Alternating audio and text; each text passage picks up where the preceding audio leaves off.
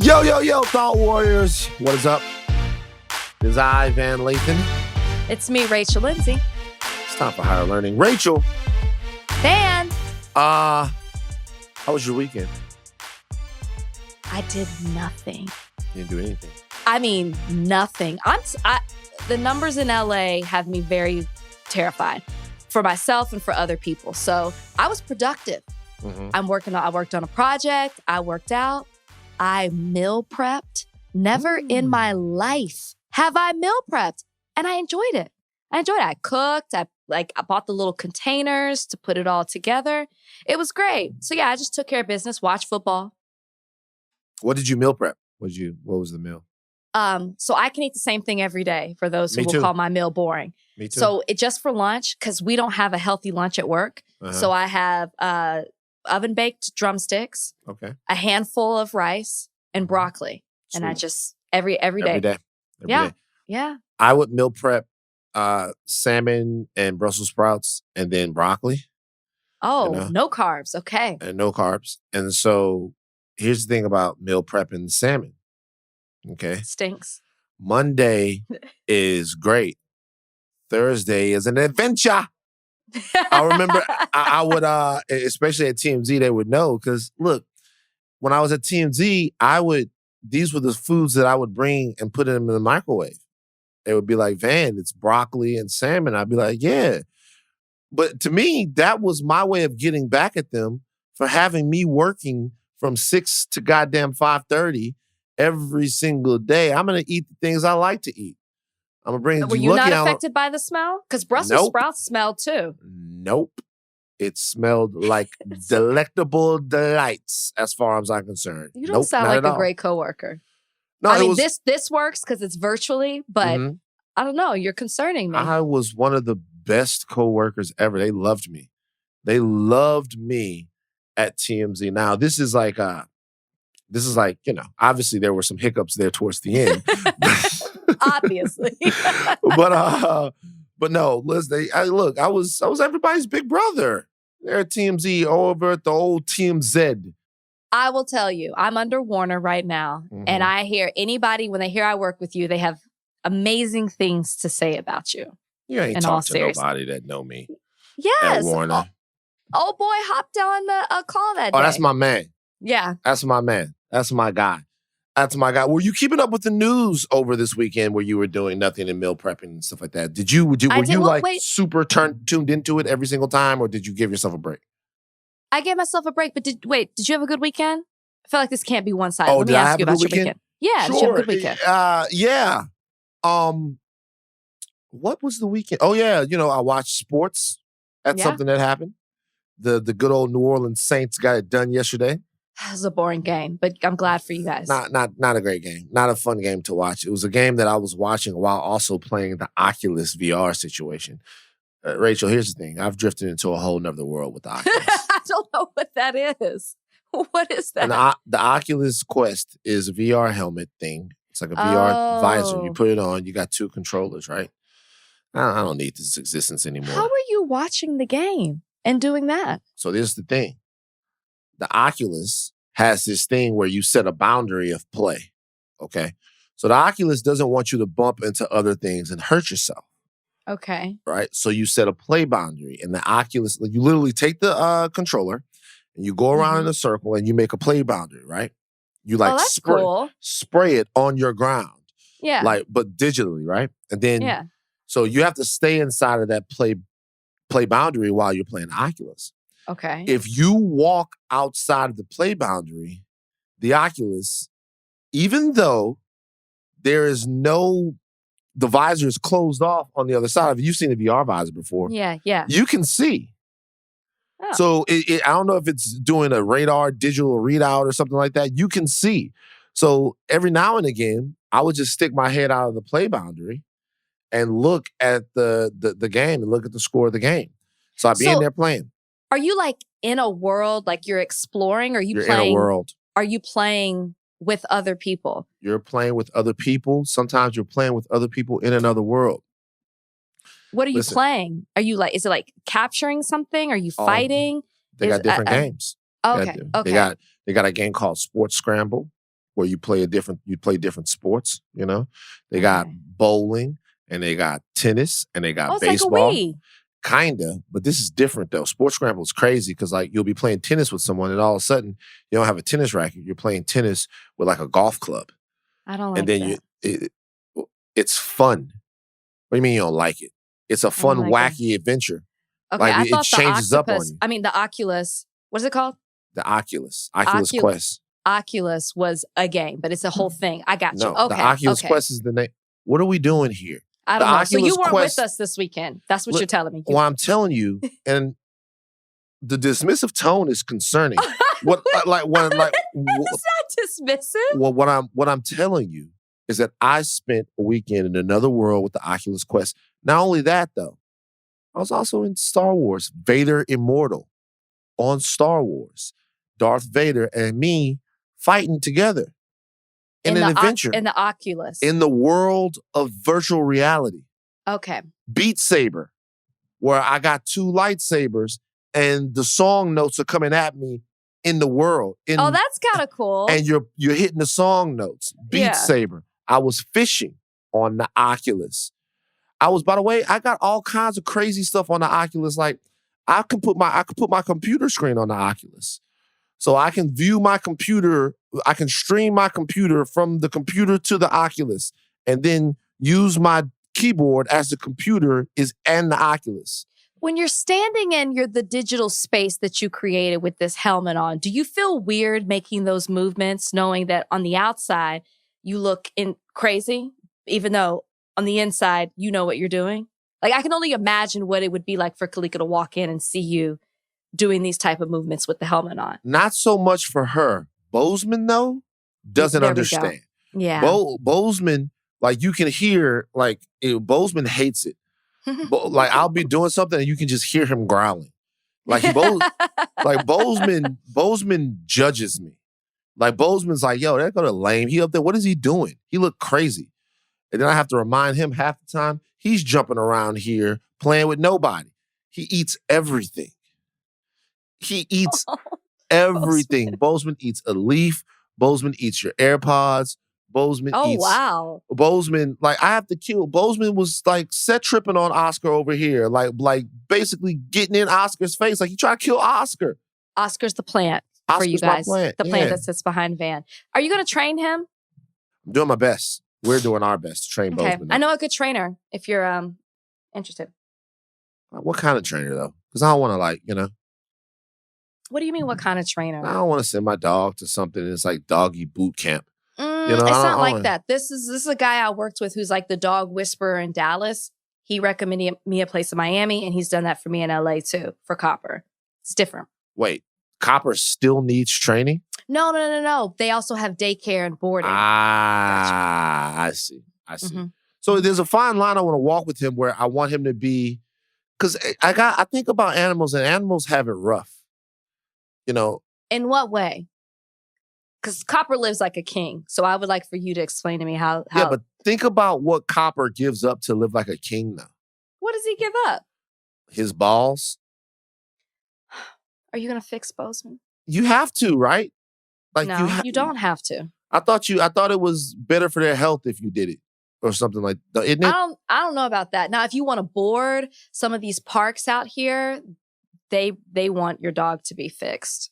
Don't they live longer or something like, or aren't they less aggressive or something like that if you get it done? Copper developed a mean bark after his were taken away. So I don't know about that. You know what that bark probably was? That bark is probably saying, "Hey man, you know what you just did?" Don't speak for Copper. Don't speak for him. I'm not speaking for Copper. I understand that you domesticate an animal. There's certain ways that things are, and you know I don't want to. But I just think about the animals. The animals in their inside, going all the way back, and their ancestors were wolves and stuff, right? So there's a part of them that just wants to go out there and be expressive and express themselves and be out there. But because we want to play with them, we put all of these constructs on them and all of this stuff like that, you know, and I feel sad for the animals. So I don't want to take too much away from Bose. Bose is, you know, he's young and he's happy dog. I'm going to say something and I don't want you to get offended. Wow. Bose may feel that way because he's never lived out in these streets. But we found copper in the streets. So we literally, not a rescue place, in these streets. So whatever life he was living before, this is 10 times better. So Copper's experienced it. He's lived that life. Now he's about this one. Bo's never had that. So yeah, Copper's like, yo, man. Like I'm sure I should let Copper talk to Bozeman. Like in dog language. You'd be like, yo, I know you think you want to go out there and be crazy, but let me tell you, man. Yeah. These people feed you. They give you toys. You know, they always playing with you, rubbing your belly. I just let you know it's another side. That's right. OG Copper. OG Copper. OG Copper. Oh, you know what else I did? What? I spent yesterday researching Los Angeles street gangs. Because, man, like, gang culture in LA is way more complicated than I thought it was. Because there are a lot of them, or just like the intricacies of each one, like because they're kind of like their own government. So I'm having a conversation with one of my homies, right? And I know a lot of different gang members. And he's one? He's one of them? He's one of my homies. He's in the gang. Okay. So I'm having a conversation. He's dismissive, judgmental. I'm trying to understand the context of the story. Stop. Mm-hmm. So I'm having a conversation with one of my homies, and he's a gang member. And he's telling me about how somebody in the same gang as him, they are beefing. The gangs are beefing with each other, right? Okay. And I knew that happened to a degree, but I didn't know that the sets of the gangs beefed with each other to that degree. I'm not going to call out which gangs he in and say none of that, but I'm going to say, and so then I start looking, and the gangs have a big gang, right? Mm-hmm. But then they have it based upon the neighborhood, and then sometimes based upon a little part of the little area of the neighborhood. There's all of these many little sets of the gang, and I didn't realize there were that many.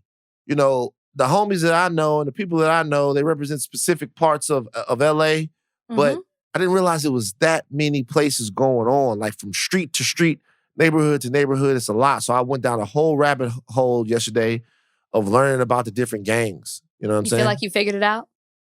No, but I got a lot of work to do. Do you think that as Higher Learning as a podcast that we should get put on with a gang? Like we should choose one and just choose up? One? Or should we just start one? Or should we just start one? Why we gotta be a part of it? Let's just start it. I don't want to start one because our gang not going to be lit if we start one. Speak for yourself. If we were to start a gang, you feel like our gang could be lit? Well, why not? Why can't it be? Because, man. And then all that talk you just gave, you just discouraged me from, I wouldn't even know where to start to find the right one. They're all different. It's complicated. You got a top 3? You out here in LA now, but you need protection, right? You need to know some of the homies so you can move around the city like you want. That's actually not a bad idea. I'm being for real. Especially because Brian ain't here either. Listen, you got a top 3? Let's talk. Let's talk offline. We'll talk. Well, I'll introduce something, but the Thought Warrior gang, that's different. Like our gang not going to be very hard. It's mental. We're fighting with something different. It's mental. You know, I've gotten DMs from some of these people, and they go to the lake a lot. Like if you look at their Instagrams, I do too. They go to the lake a lot. If you look at their Instagrams, they're out on the lake with Connor, their son. I took Connor to the lake for his first time, and this is a sailboat, and we played bird watching. Look, this is Connor looking at a red hawk, a South American red hawk. So they're not going to really bang like that. All right, but look, if you weren't paying attention to the news, there's just things are happening so fast, Rach. Yeah. Things are happening so fast. We're going to take a break and get into it real quick. Yeah, so right now, this is as contentious a time on Capitol Hill as I can remember. Obviously, the left and the right, they argue over policy. They argue over motions and bills and things of that nature. But right now, it seems as if the left and the right are in an argument over what they think is the future and the soul of America. Yeah. And it's being led on the left by the House Democrats, who are pushing right now to impeach President Trump. Nancy Pelosi has said that an impeachment vote will happen on Wednesday.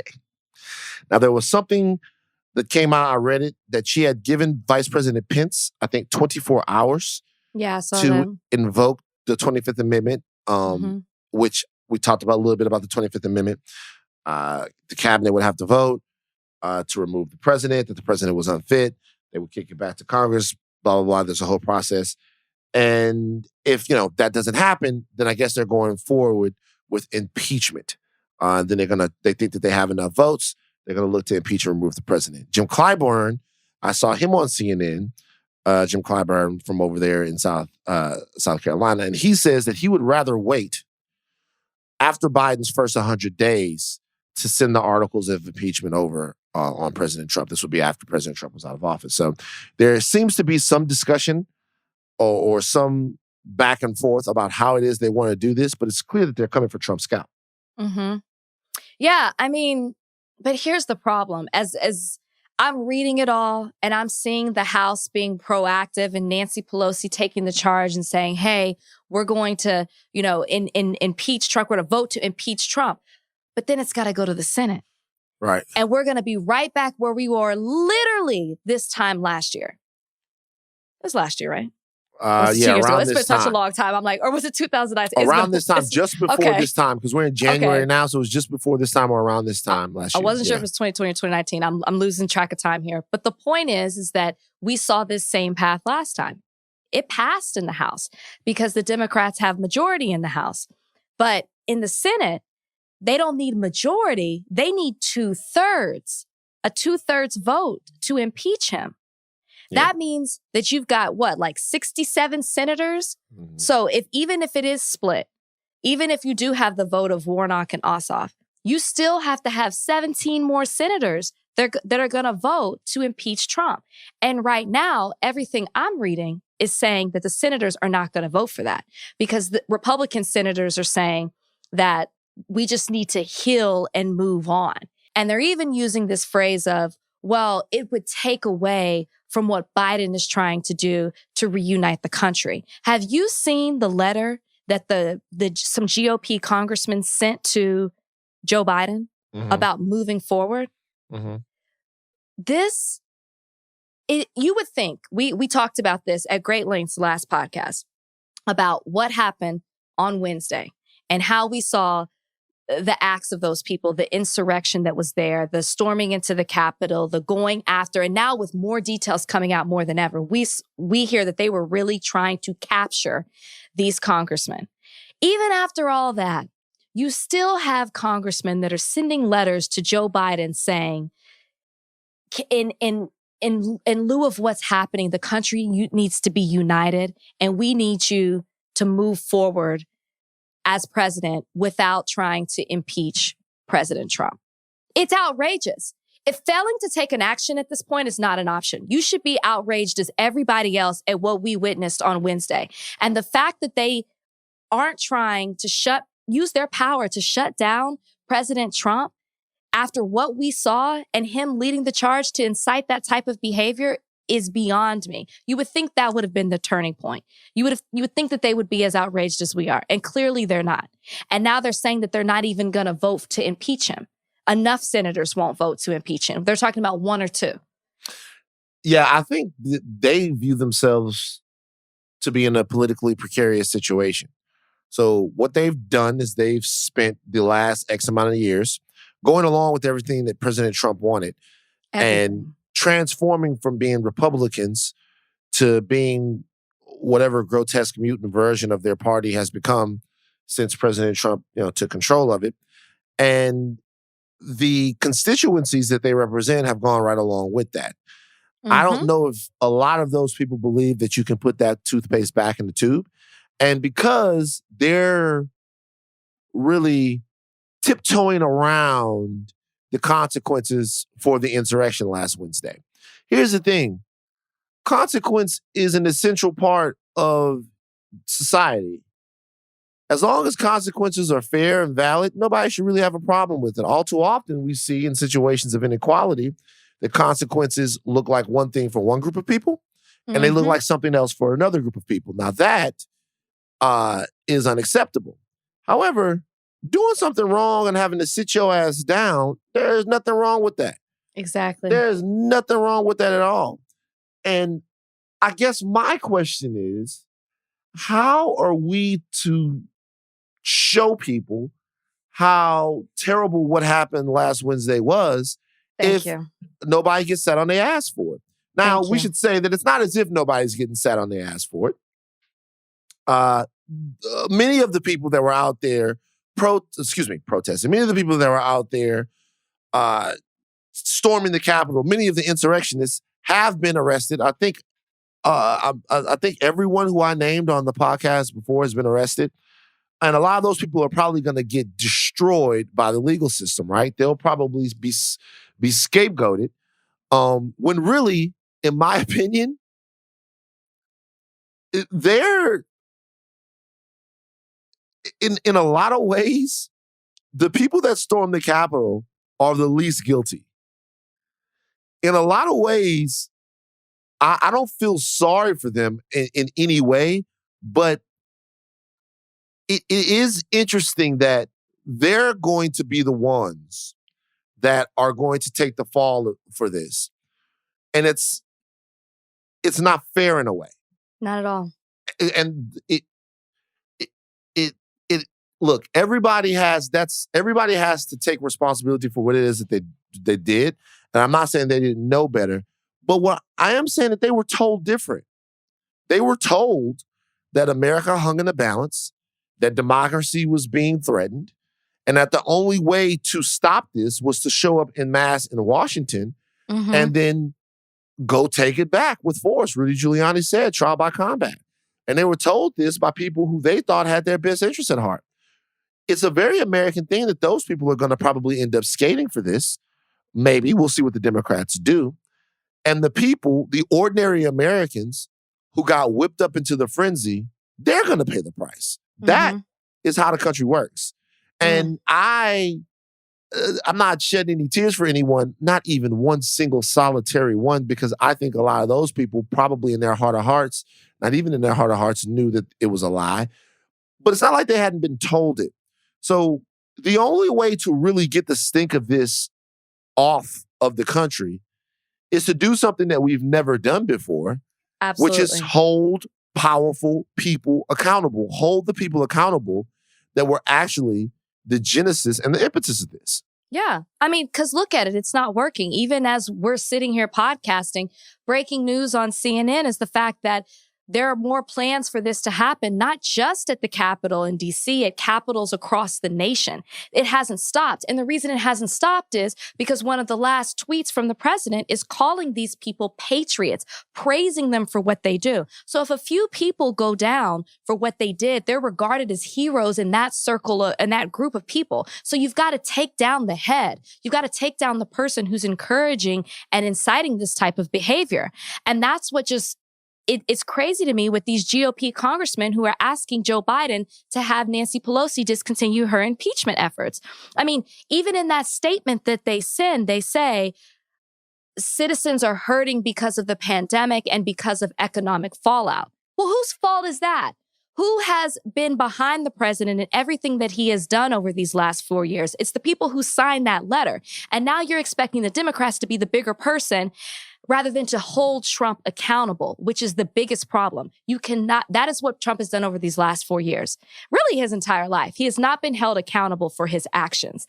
And if they don't proceed in a way that they never have before and use the power that they have been given by the people of this country, then Trump is going to do it again. He will find another way to rile people up to do something like this again or worse. We got to re-examine this whole bigger person thing. We just What do you mean? It's weird to me that the bigger person is always telling you to be the bigger person. I got you. Yes. You know, Yes. the richer person, the more powerful person, the person with more resources. That person is always telling you to be the bigger person. Now, we have a bunch of people out here, right, who represent the most vulnerable Americans, right?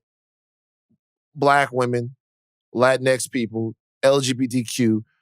They're told to be the bigger people. They're told, like, there's a virtue disease that they get handed and then it spreads and this is not. So you never actually have to suffer consequences for the terrible shit that you do because somebody always has to be bigger than you, the bigger person, right? The bigger person, the stronger person, the person with the more resources, the person with the more systemic ability, all of that stuff. So somebody has to kind of grow past what it is that you do, despite who you are. Now, I'm not saying that these people, that we're not bigger emotionally or intellectually, whatever, but we come from America. We come from an America that frankly isn't bigger. We come from an America that's smaller by population, that's smaller by influence, that's smaller by political power, that's smaller from a health standpoint, from a mental health standpoint. And we're always being gaslit and told, hey, rise above, be the bigger. How about you be big for one time? Agree. And really, in this situation, I'm not even talking to the right. I'm talking to the left. The Democrats need to be bigger right now. This is a time for them to be bigger. This is a time for them to set an American standard. It's a very clear standard that what happened last week isn't acceptable and that there will be consequences for it. I think they are doing that. Well, that's what I'm saying. I got to see it. If there is a vote in the Senate and the Democrats, or forget about the Democrats, the Americans who want there to be consequences for President Trump for last week, don't vote for this. It's very simple. We'll know the votes. We'll know the names. Make them decide.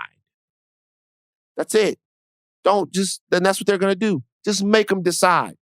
If you vote no to impeach and remove the president, that's fine. We know which America you're here for. Just make them decide. Yeah. Don't lose the intensity, like Michael Irvin said. This is a very funny thing. Remember back in the day? So back in the day, Michael Irvin had been like arrested for something or something like that. And it turned out it wasn't true. And they interviewed him. He was in the Cowboys locker room. And he was like, report it with the same intensity. Don't lose the intensity. and I always think about that. I'm telling you right now, don't lose the intensity, Democrats. Don't lose the intensity. Now, a couple other things have happened. It's pretty interesting. President Trump has been permanently banned from Twitter.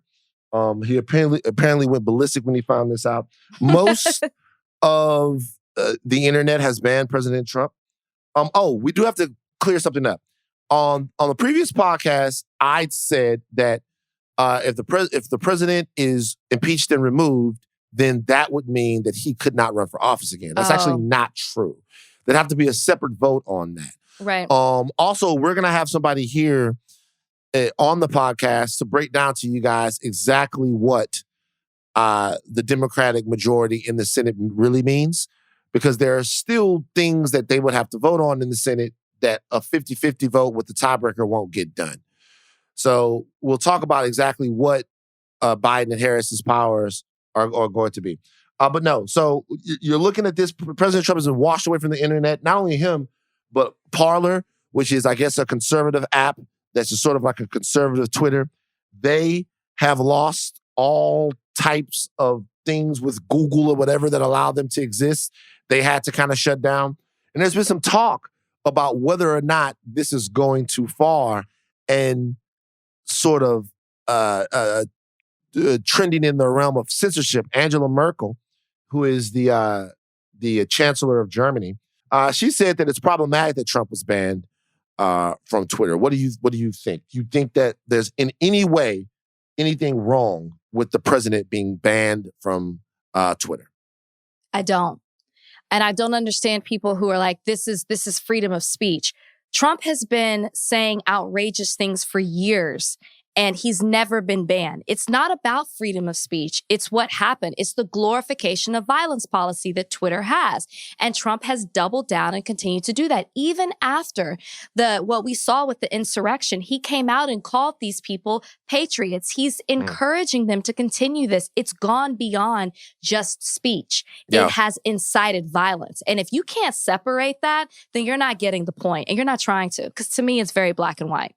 Well, speaking of that, Carrie Hilson, you guys know Carrie Hilson. Carrie Hilson, you're making sounds. You're making. She's just as a late has a history of just kind of saying some things that make you go, Interesting. What else has Carrie said that has made you go? Remember, she talked about like 5G 5G with the towers. phone and coronavirus, and people were like, Carrie. Right. So Carrie Hilson, very talented lady. She took to social media. And she said this. She put a picture of Donald Trump's account suspended thing. She said, "This may be funny, but it is a little dangerous too. Take Trump out of it for a moment. A democracy must include freedom of speech. Imagine other leaders or popular figures not being able to voice their opinions if it opposes the majority of world leaders. Our freedom of speech being taken from us, slowly but surely, parentheses censorship. If the leader of the free world, quote unquote, can be removed, there are periods all over this. Imagine that same right of civilians. Imagine believing every time you read false information detected and propaganda, deceptive reports, and flat out lies being the only thing that we see." So that's what Carrie said. That's so I guess what her purpose is, what her point is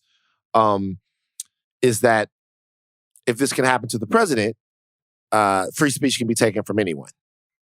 Do you think Carrie has a point? No, for what I just said. This isn't simply him speaking out. We've watched him do that as long as he's had a Twitter account. It's what happened. It's what he is pushing forward. You saw it happen Wednesday. And if you can't separate the two, then I don't know what to tell you, Carrie. I just don't. This isn't your friends being, she mentioned something about friends also being. Yeah, she talked about it. She said, she said, for the record, she cleared it up after she got destroyed. She said, for the record, I don't give a fuck about Trump. My thoughts weren't as much about him, so I said, take Trump out of it. So don't come at me like I'm caping for Trump. I recognize why he was removed. It's the wider view that's scary to me. Here's my context.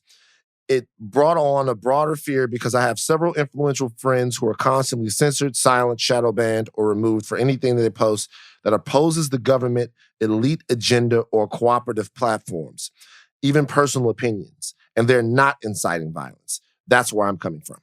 I need examples of that. Maybe that's true. I'm not aware of that. But if it's not, if you don't care about Trump and it's not about Trump, then you shouldn't have said anything because you're speaking on the heels of what happened to Trump. The only comparison that you have that we have as a public is Trump. So when you speak out, you do sound like you are against what Twitter did to Trump. And it sounds like you're not getting and understanding why Twitter banned him and these other social media platforms have as well. Okay. It's very obvious. So I asked Carrie. You should have had Carrie come on. Carrie's on set. So I asked Carrie, I said, we're going to be talking about the Trump banning shit on my podcast today. Is there anything that you, in your opinion, that's being taken out of context that you'd like to clear up? She said, and she sent this to me. She said she fears communism, authoritarianism, capitalism, and other lesser forms of propaganda and control, etc. It wasn't about Trump for me. As I wrote, I understood inciting violence or causing harm in extreme cases. The other side of the coin is that I have friends who constantly fight these same platforms, being removed just for offering another point of view or trying to put the truth out. Shadow banned, silence. This is what we as civilians must be nervous about. Media, whether social or mainstream or independent, alternative points of view, even proven facts, are often not tolerated against the powers that be. That's dangerous to society. I was trying to shed light on this. I was, however, enraged at Farrakhan's removal, not Trump. I fear we are at a certain level of entrapment as a country, although it's pretty hard to see within all the distractions. I was wrapping another film and didn't have the chance to experience the occurrences emotionally, also regarding multi-platform tracking, etc.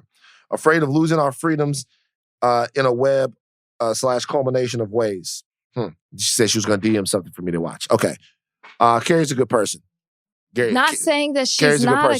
I'm not saying she's not. But the reality is that that doesn't have anything to do with what we're talking about. Okay, so let's go back to something. Okay, so there are truths and lies. And the truth here, and I'm sorry for everybody out here, the truth is that there was no widespread voter fraud. The person that got the more votes in the election of 2020 won. Right. Okay. So that's the truth. Now, there's no other way to look at it. It doesn't matter if you think on the other side of it. It's been looked at. It's been vetted. All the courts all over the place. The truth is that Joe Biden won the election. Right. The propaganda is actually that the election was stolen. There are things that we can look at to where there are two sides, right? Then there are things to where there's a right side and a wrong side. Mm-hmm. And because everybody has access to different ways to get their opinions out there, it's made everyone think that their opinions are valid, or that their opinions are educated, or that their opinions hold any weight. Okay? Mm-hmm. Mm-hmm. And when you say who's to decide whose opinion holds weight, it's a tricky question. But in this particular situation, Trump said something, he was asked to prove it, and he can't.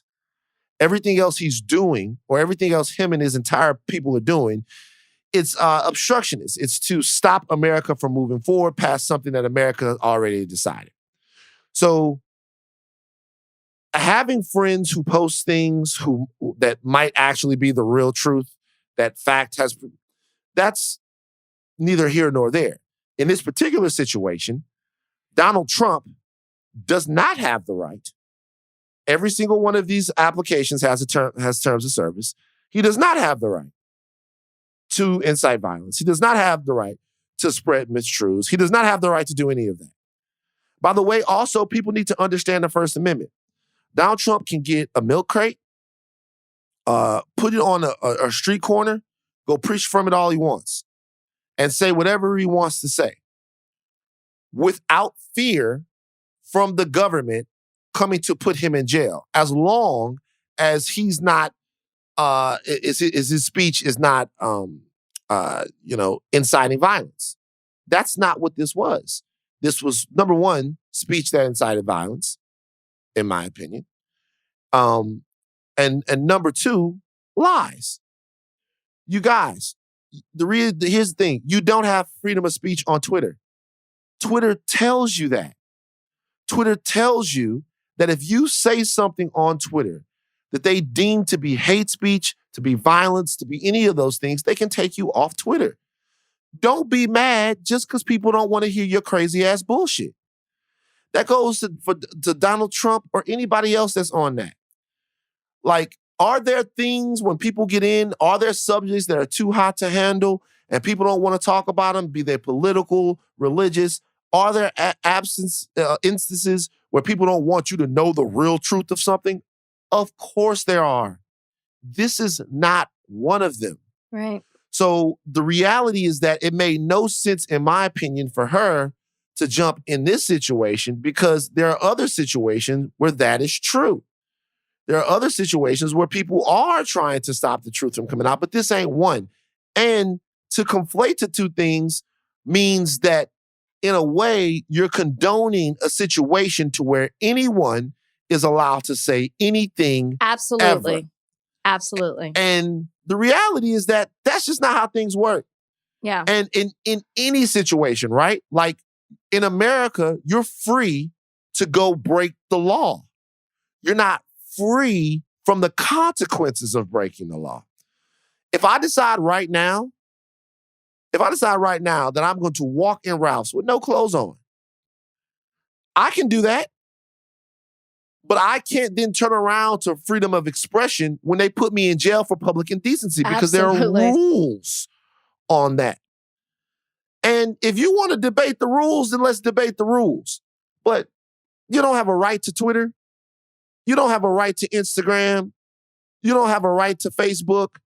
You don't have a right to none of it. You can go on Instagram right now and have one of your twerking videos taken down. You know why? Because they can tell you that the video doesn't meet the community's guidelines. What people really are afraid of are being held to a standard for their thoughts, beliefs, and practices. Because we're living in a community, in a society now, where very often there is no standard. But there's no standard for any. You're getting educated by memes. And because you're getting educated by memes, you Very think you true. know something. And, the reality is that for anybody out there, and look, I'm not here to tell people what it is that they should or should not believe. I'm not. But bullshit is bullshit. And in this case, all of this stuff with the president, all of this stuff with the election being stolen, it's just not true. Or let me put it better to you. Let me put it better like this. They haven't been able to present any evidence that it is true. And they've had the opportunity to. All over the country. So many times. And the people that are hearing the evidence are the very federal judges that he appointed to the bench, Supreme Court justices that he appointed to the bench. And the only thing I want to add to that is that this is why Kerry's whole thing doesn't make sense. Trump wasn't removed because he believes that the election was stolen. They let him fly with that. That's it. It's the gratification of violence. That is why he's removed. That's why I say, if you want to come out and speak out about freedom of speech, separate yourself from the Trump issue. Because you speaking out now aligns you with that. And that's why people are coming at you the way that you are. And even her explanation doesn't help it out. It doesn't help. I think her explanation gives us a better idea of what it is that she's afraid of. And a lot of times, what she was afraid of when she said it. I know knew what she was afraid of. I get that. She doesn't want to live. Most people don't, in a society where they're not allowed to tell the government that you're full of shit. But you got to be able to separate the two. Right. And I get that. I want to be able to tell the government. That's what we just did on this podcast. We just told some parts of the government that they're full of shit. The government is full of shit. The United States, I'll say it right now, the United States government is full of shit. Like, all the politicians that are telling us right now that what they're doing is for the working man, for the middle class, for the working man and woman, for the middle class, all of that. That's all bullshit. It's not for any of that. Even if they want it to be, it's not. Because we're to a point where corporations are so entangled with what it is that we do, where the money's gotten so crazy that everybody gets paid before the money gets to the people who need it. That's true. And so because of that, there's an overhauling of the American way of life in the American governmental systems that it would really take a lot of people who actually believed in change on both sides of this to sit down and actually have that. So I'll say that right now, it is functioning as full of shit. So I don't have any problem with that. Nobody's going to take this podcast down because I said that. Nobody's going to take this podcast down because I say right now that the government in the past has purposely put crack cocaine into Black and brown neighborhoods. That's a fact. Nobody's going to take this podcast down right now because I say for a fact that the U.S. government formed a clandestine intelligence program to destabilize Black power movements in the 60s and 70s, to assassinate some of those leaders. Nobody's going to say that. Nobody's going to take this down because of that, right? And we could go on and on and on and on and on and on and on. There are plenty of podcasts that delve into those things. But if I right now say that the government has done all of these things so that we should go burn down a Capitol building, or we should go, now it's different. Yeah. You're right. So there it is. Now it's different. Yeah. If that's what you want to do, that's on you. But now you're putting people's lives in harm's way. People died last Wednesday, and there's a cost. And somebody has to be held accountable. And you're the president with power, with influence. It's totally different. People follow, they listen, they take what you say as truth because of the position of power that you have. You are the leader of our country. You can't be reckless like that. That's another reason he's got to go. Right. And these lies weren't submitted in a day. This was Rome wasn't built in a day. And neither were Donald Trump's lies. Donald Trump's lies are something that's been going on for a very long time. He was able to build a certain following. It's a structure almost that he was able to build. And it got to a point to where those people decided that everything that he told them was true and decided to light the country on fire. Somebody's got to pay for it. We love Rome on this podcast, don't we? Rome. You did a Rome example the other day, too.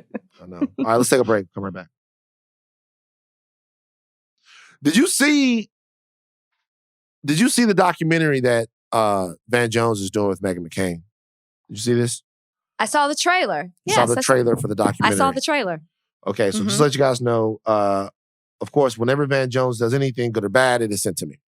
And there was a poster that said the Reunited States of America.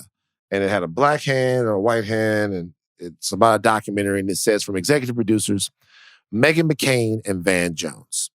All right? And I was like, oh, shit, here we go again, blah, blah, blah, blah. But then I watched the trailer. Okay. When I watched the trailer, I don't have a problem with this movie. Why would you have a problem with the movie? I'm trying to figure out. I guess people were upset. They were mad. They were talking. Like I don't have a problem with people exploring the trailer. The movie seems to. I guess Van Jones and Meghan McCain are executive producers, and from my knowledge, they came on after this was already completed, like to lend their voices to it.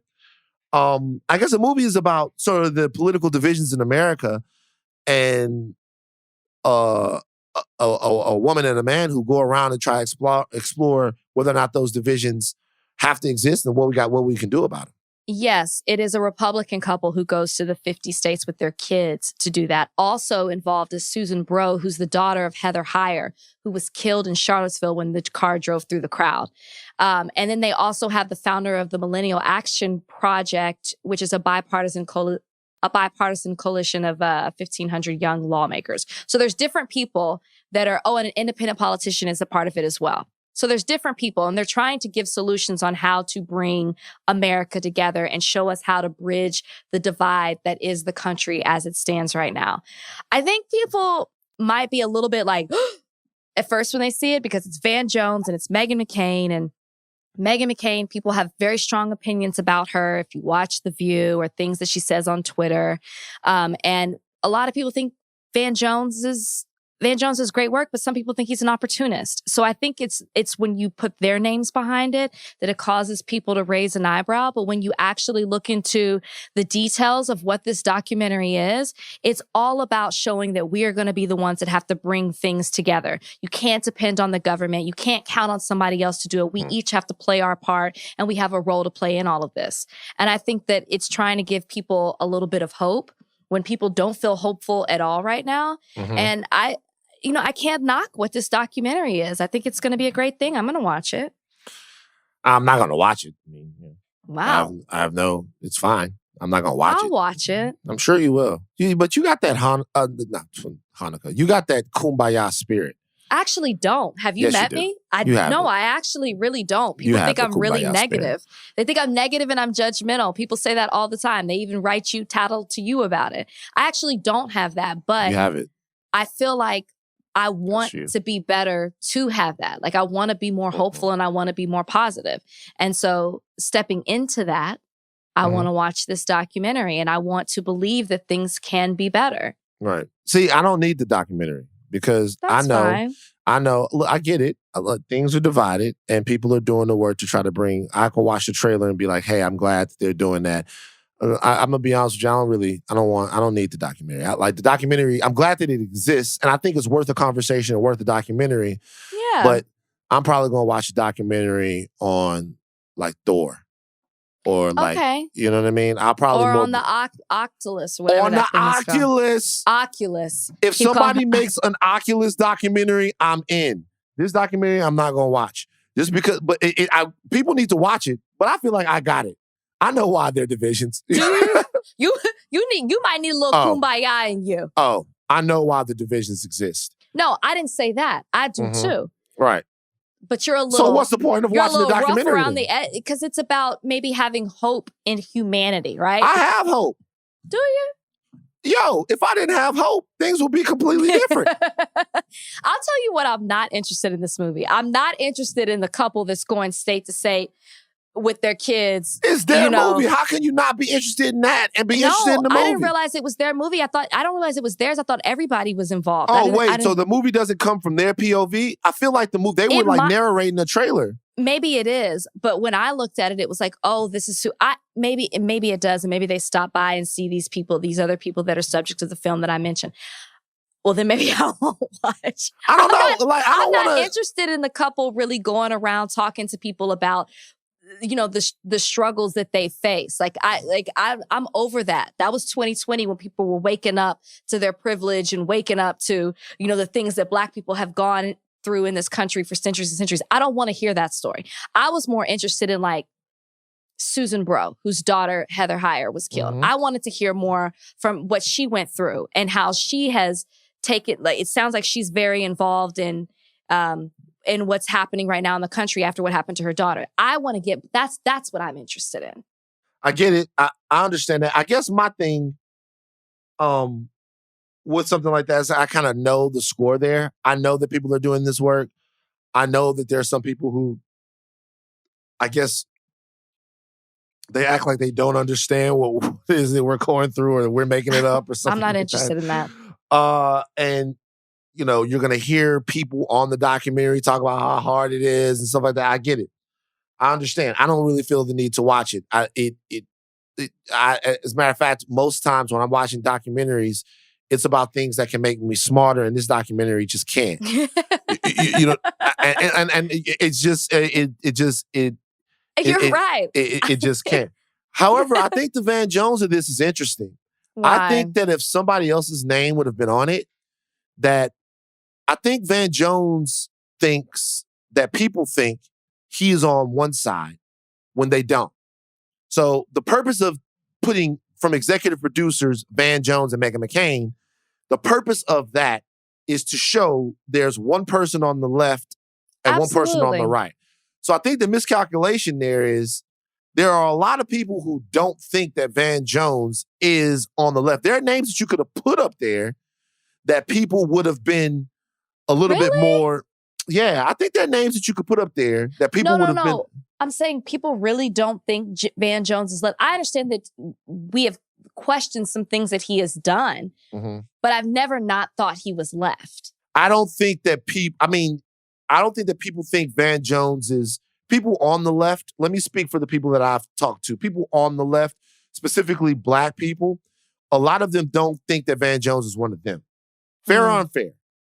Like there's hashtag Van Jones is Republican. Van Jones hangs out with Kushner and Trump and not Trump, but these Kushner, are people who, yeah, right? And if you ask him why he does that, he'll tell you, well, I'm trying to get this very important legislation passed, or I'm trying to actually make create results and things of that. He'll have a lot of reasons why, and that's okay. But I think that if you were going to package this movie as one of theirs, one of ours, we're talking about it, we're bridging the divide, they're names that they could have hit, at least for some of the people on that were outraged over it, that probably would have been better. Now, here's the thing. Van Jones is in all of America's homes. So there are a lot of America who looks at him as being exactly, I'm sure, the way he sees himself. So it depends. So the documentary, Twitter, we always give Twitter a lot of power. Twitter's a small place. There are people out, I'm sure that Van Jones gets all the hate and all the stuff that AOC does. I'm sure he gets called, all of this stuff. But like the people that are looking at this like Black Twitter, they're like, nah, we don't want to see that. We would like to see, I don't know, throw a name out there. Like from Michelle Obama and Meghan McCain. They would have been like, okay, that makes sense. Or from Mark Lamont Hill and Meghan McCain. Okay, that makes sense. You know what I mean? And like that would have, to me, and even for me, if I would have saw from, and I'm not saying that Mark would do this, but if I would have saw, hey, from Mark Lamont Hill and Meghan McCain, I'd have been like, ooh, they're together on something? What is that? But Van Jones, the contrast is not, it doesn't strike me like that. Well, because he's more of a moderate. And even if y'all haven't seen the poster, it's like half blue, half red. So it's really like trying to show them coming together in that sense. I think you're absolutely right on that. I think that, they want people to tune into this and they want to attract maybe a certain audience that wouldn't be as accepting of this if it was a Mark Lamont Hill, and Van Jones is more accepted by more people because he's doesn't really ruffle any feathers, or you know what I mean? So he says he speaks his mind, but I think that people, I think that some of the things, and there've been stories that have come out. I think I think people, there's a group of people out there who, let's be honest with you, don't trust Van Jones. Yeah, they don't trust him. They don't trust Van Jones. He also fucked up big time, man.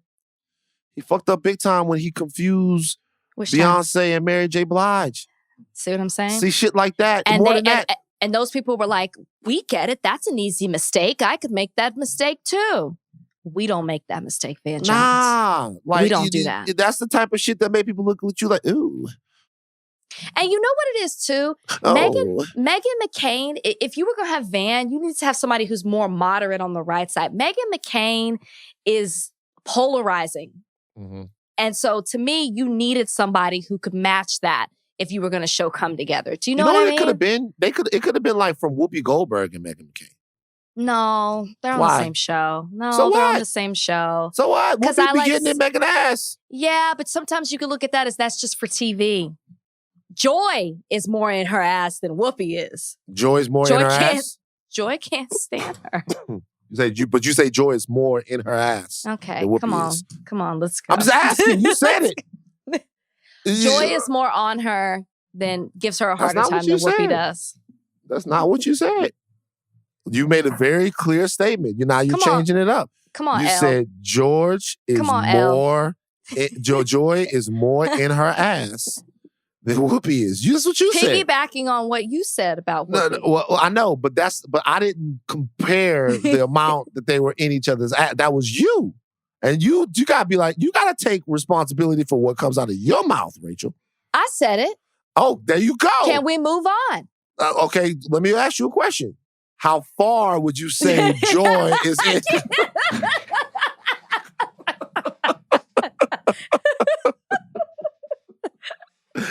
Oh my God. Let's take a break real quick. All right, Michael B. Jordan just made the most important move in his career.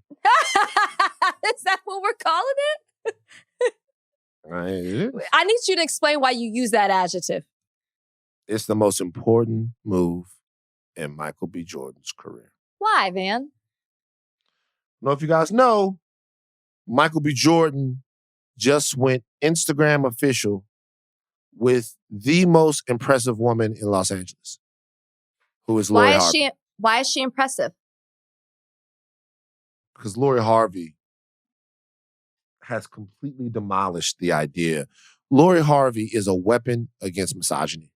She's a weapon against male chauvinists. Lori Harvey is a cultural weapon of mass destruction. She takes all of these guys who talk all of this big shit about what they do, and she just uses them. Not even uses them. The Mike thing I think is different. But Lori Harvey. Who else did she use other than Future? Look, I mean, but what I'm saying is she just plays with these dudes. She plays with them. She plays with them. Okay. She plays with these guys in a way like Lori Harvey, she's the one. You know what I'm saying? Like guys, like she's fucking them. They're not fucking her. She's fucking them. Lori Harvey wins. And by the way, I don't know if she's had sex with all these people. I don't know. Maybe they go back and forth, whatever. I don't know what's going on. What I'm saying is, I look at Lori Harvey and I think to myself, God damn it, that's how it's supposed to be. She's young. She's beautiful. She's out here and these guys are catching feelings behind her. She's just having a good time. I don't. Who else are you naming? You keep saying these guys. Do you know more people? Because public-wise, she had like the soccer player who I'm not familiar with, then Future, right, and then Michael B. Jordan. That's just 3 people. Are there more people on the list? Oh, Puff. Yeah, Puff. Yeah. But we don't really know. We just saw a picture. That didn't seem like it was long-lived. And then Puff, and then Puff's son. Let me tell you something. And do we know if if she's the one controlling this, or do we? I don't do know. we know if she's? I don't know. All rumors. Shout out to Puff, my man. Okay. Here's the thing: if there was a dude, right, that was in Hollywood, and he had been with both the mother and the daughter, right? Think of a fine mother-daughter combo. If it was a dude that had been with both the mother and the daughter, people would be going nuts like he was the greatest thing of all time. But for some reason, they want to hate on Lori Harvey. Lori Harvey's out here doing her thing, and now she looks like she's in a situation where her and Mike seem like they really loving up on each other. So, and I agree with you. I actually have a huge problem with the way that people are coming at Lori, because if you could do it, you would too. I feel like I'm like Lori could write a book on however it is she's doing, whichever way you see it. I feel like she's winning. She clearly doesn't discriminate between having an athlete, a rapper, and now an actor. She seems to be, you know, you know what I mean? She's spreading her wings here. And I hate that there's this double standard. It's so unfair. And I hate the fact that she's a public figure. So she's gonna date like people who are situated in the same circumstance that she is, right? So just the fact that she's a public figure, and so she might be dating other people that are in the public. We shouldn't hate that. She's dating. That's what we all do. Don't get mad because you're at home dating somebody that nobody knows or nobody cares to know. That's not fair that you get to judge Lori in that way. I hate the fact that people are judging that. I think they're a beautiful couple. I love the way that they announced it. It's been speculated for quite some time. And then I thought, are people giving other women who do this the same type of heat that they're giving Lori? Like, did people do this with Ciara? What? Like, do what with Ciara? Ciara dated Bow Wow, 50, Amari Stoudemire, and then Russell. Future, then Russell. Did people do this to Ciara? Like, I don't understand why people are being so hard on Lori. I don't know that Ciara has the same clout in this situation that Lori Harvey Ciara's done way more than Lori Harvey has done. Lori Harvey's... Shout out to Ciara, but I don't think it's the same. Can you explain to me why? Because there's a couple of reasons.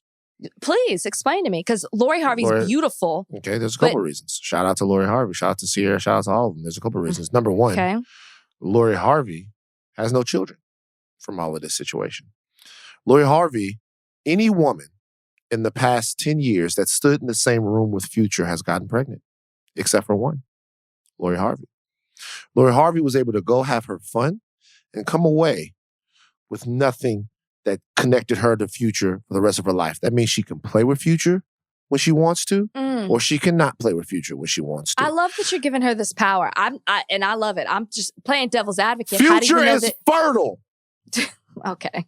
Okay. And the reality is that there have been many women who have fallen victim to the fertility of Future. I know women who claim to have gotten pregnant from Future by just listening to his music. Future is fertile, but you know who did not get pregnant from listening to Future or being around Future or actually touching Future? Lori Harvey, because she's impervious to the things I don't like the way that would you describe derail her from living her best life. Anything that stops Lori Harvey from living her best life, she's impervious from it. I don't know. I just don't like the way you're describing her. I think she's so, I don't know. I like my point of view better than I like yours. I feel like, I don't know. What's your problem with it? No, I don't have a problem with her. Like, I think people need to stop hating on her. I think that what she's doing, I don't know. I don't know. It's the way you're describing her is rubbing me the wrong way. How so? I don't know. Like, you're not coming up with any answers. Well, because I just feel like... she's out here doing her thing and I love it. No, I do too. I hate the fact that people are hating on her. I think it's such a double standard and they're discriminated against her. She's dating public figures. She's a public figure. What is so wrong with that? I don't get why people are so upset about Ciara, it. But Ciara got caught in the web.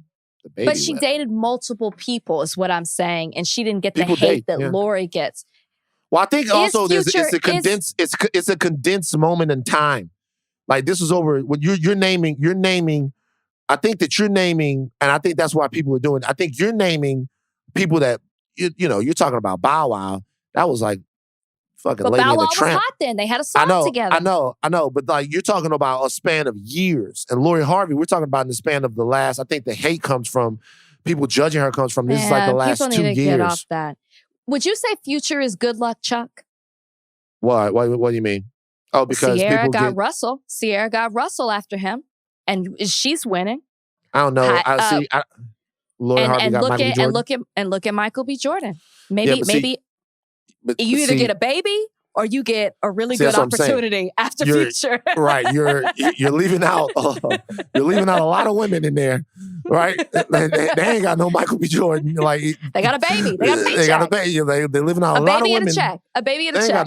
They ain't got no Michael B. Jordan. But let me tell you why this is important for Michael B. Jordan. Okay. So Michael B. Jordan is a fantastic guy, amazing dude, all of that stuff like that, right? Great actor, all of that. There was this thing that I feel like a lot of sisters would talk about with Michael B. Jordan. I'm saying there are some things that a lot of sisters would talk about with Michael B. Jordan. Like Michael B. Jordan didn't really like black women. Like he didn't really like black women, right? And to me, seriously, that has held Michael B. Jordan back in a lot of the ways, like the cultural gravitas that he should have, right? Now, you get the thing that's actually bullshit. I know girls around town that had said maybe that they had met Mike or whatever, and I knew that wasn't a true thing, right?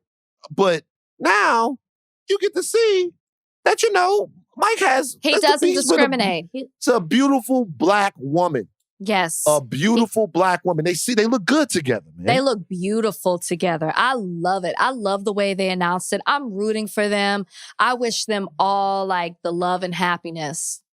Yeah. They're very beautiful together. Now Mike out of here, baby. It's a big deal. So you feel like he's come back? Because you said no. I didn't think that he left. But remember, this is not my fight. Black women can think whatever they want to think. I'm just out of it. I don't think it was as big of a deal as you're making it. But yes, there's certain people that in Hollywood that like black women will be like, oh, just maybe black men do the same thing. Black women will be like, oh, we heard he's not down for us. But I heard that, but it never stopped me from liking Michael B. Jordan at all. Never took away. It didn't take away from me. Well, I mean, it would be. What? Don't do it. Don't shoot. It would be, you don't have, it's like for you, it's like, okay, like, what are you going to say? I hate you some days. I really do. I really do. You going to get down on Mike. That's what I'll say instead of cursing at you. That's what I'll say. Yeah, you can't get down on Mike when you out here living La Vida Loca. You know what I'm saying? Yeah, that's not what you're trying to insinuate. Anyway, so shout out to Mike and to Lori Harvey. Really good looking couple. It seems like they're very serious about this whole thing. And it's good news. It's good news. Start off and y'all get off them. Get off them. Be happy for people. Be happy for Lori. Be happy for Mike. Be happy for everyone. Yeah. It's not like you had a chance at getting at him or her. So chill out. You think people feel like they had a chance to get at Lori Harvey? Yeah. Well, I know. I'm just saying, like, you're wasting all this energy hating on her dating decisions when you ain't got a chance. You harsh. That's like you telling niggas you ain't They're got no harsh chance. on her. I hate when people. I hate the double standard. You ain't gonna get her. You never know. You might see Lori Harvey, or some dude might see Lori Harvey when he working his shift at Erewhon, and like spit game to her. She might like that. You don't know. Why do men do this? Why do men have to believe that they have a chance with women that they have no chance with? Why is that? Why am I doing this? No, you don't have a chance. You're not going to do it. Exactly. You try to make it seem like what I'm saying is that far-fetched. Thank you. You're 1,000% right. I'm going to get off. I got to be real. No. She's not going from fucking Killmonger to you. Move on. All right. So The Bachelor comes on tonight. It is Monday. Is it tonight? Is The Bachelor sure comes on is. tonight? Matt James. So it's the national championship game, which I'm faced with the dilemma of which one I'm going to watch every year. What? I will definitely watch the national championship game. I always choose the championship game. I'm usually there, actually. I gotta be honest with you. Tomorrow, we're gonna talk a little bit about The Bachelor. Maybe not too much, but we're gonna talk a little bit about it. And I'm gonna start rating the episodes based upon how much of a weenie that Matt James comes off as. Okay. So like, you said tomorrow. You mean Thursday? Our next podcast. Thursday. Our next podcast, based upon how much of a weenie like he posted something. He posted a golf, like he was playing golf on the same day that the insurrection was happening. Oh, I'm looking for my golf ball as everything's getting up. That was a 5 out of 5 on the weenie meter. That was a weenie, the weenest thing to do.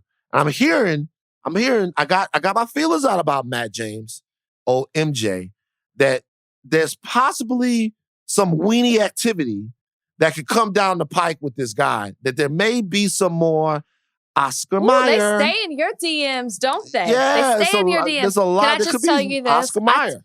I talked to Matt James on that Wednesday after the post had been up. He was flying from New York to LA, so was not fully aware of everything was going on. I believe the post happened. He got on a flight. So that's the only inside information I'll get, because it was one of the first things he said to me that he was concerned about, because like people came at him obviously and he didn't realize everything that's going on. It's a 5-hour flight, you know. So anyways, I'm just gonna, I am telling you right now, I know what it's like. I know what it's like to be in Matt James's position. Mm-hmm. So I am going to defend him unless it's just something insane. I'm going to have his back. I'm just going to tell you that right now. Okay, I will not be participating in this ranking that Van wants to do. The weenie ranking. Okay, that's fine. Look, here's the deal. I'm a weenie. Okay. I can be a weenie. There's nothing wrong with it. But I'm saying, just don't go out like a weenus, Matt James. You know what I'm saying? It's like a lot of it's weird. So I'll give you a weenie ranking for the first show. You want it? Okay. It's out of 5. 5 is I'm an Oscar Mayer wiener. Okay. What number are you giving him for the first one? For 2. the first episode? A 2. Okay, so he wasn't that bad. Nope, not at all. Okay, good. Low on the weenie totem pole, but I can already tell for the future in these trailers. You don't know that. That we're going to have some weenie roast in the future, baby. You don't know that. All right, we'll see. We'll see. You don't know that. Well, I guess y'all will have to stay tuned for whatever number Van's going to give me. Thursday is the weenie ranking from Matt James. All right. Take your thinking caps off, but do not stop learning. I am Van Lathan. I'm Rachel Lindsay. All right, we got bye. Should we say bye? I feel like we should say bye. Oh, yeah. Leave that, Jackson. Oh, my bad. Bye. Bye. Bye. I love you guys. High learning is off.